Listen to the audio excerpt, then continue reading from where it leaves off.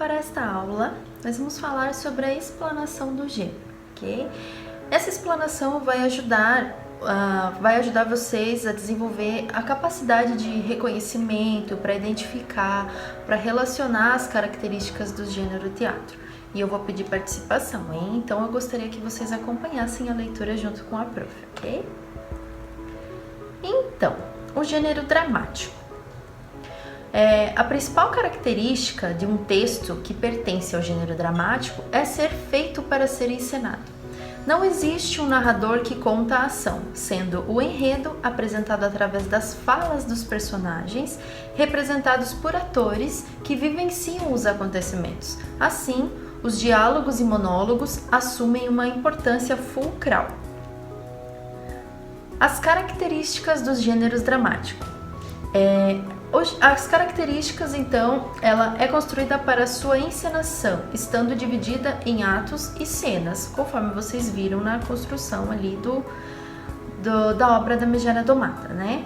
A história, ela é contada pela fala dos personagens e apresenta indicações cênicas que auxiliam a representação, que auxiliam, né, para estar encenando essas falas num possível teatro. A estrutura do gênero dramático. Então, a estrutura do gênero dramático, independentemente dele ter sido feito em verso ou em prosa, ela atua como facilitadora da dramatização.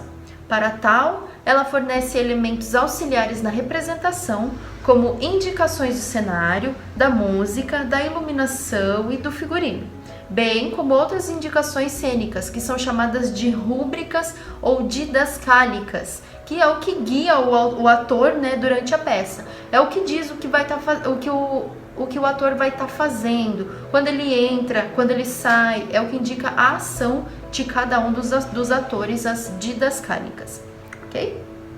Assim, então, um gênero dramático, ele apresenta esses dois tipos de conteúdo, que seria o discurso direto das personagens e as indicações cênicas, que são as rúbricas ou didascálicas que a gente já falou, né? Os textos dramáticos, eles estão subdivididos em atos e cenas, e eles apresentam o nome da personagem que dialoga antes da sua fala, marcando assim a sua entrada em cena. Normalmente, segue uma sequência linear de situação inicial, complicações com ponto culminante, que seria a tensão, né?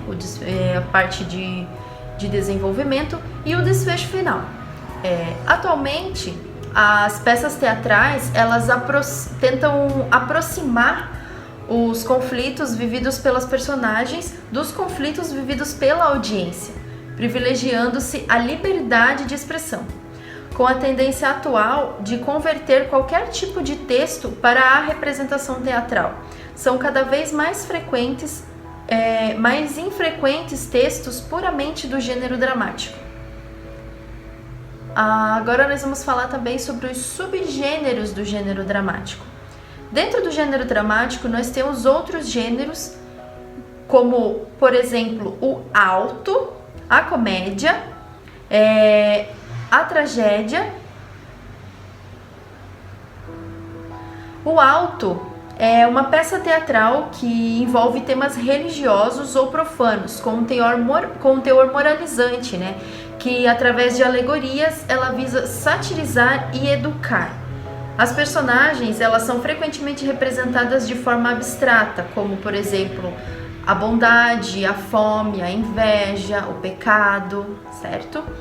Na comédia, a peça teatral que visa criticar os defeitos humanos e da sociedade, através da exploração de situações ridículas e cômicas do nosso cotidiano.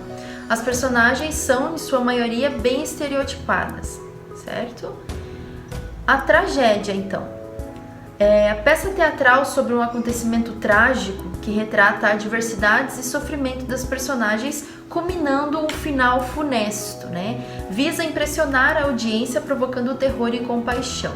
Geralmente são com finais trágicos, né? Com finais onde o personagem morre no desfecho da obra.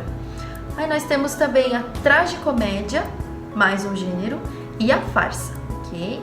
A tragicomédia é a peça teatral que mistura características da comédia e da tragédia. Nela são abordados assuntos trágicos e é retratada a desgraça das personagens com elementos cômicos e toques de humor. A farsa, então, que é o último tópico que nós vamos falar hoje, é a peça teatral feita sobre situações grotescas e ridículas da vida cotidiana e familiar. Ela apresenta um caráter exageradamente caricatural e satírico e visa criticar a sociedade e provocar o riso da audiência.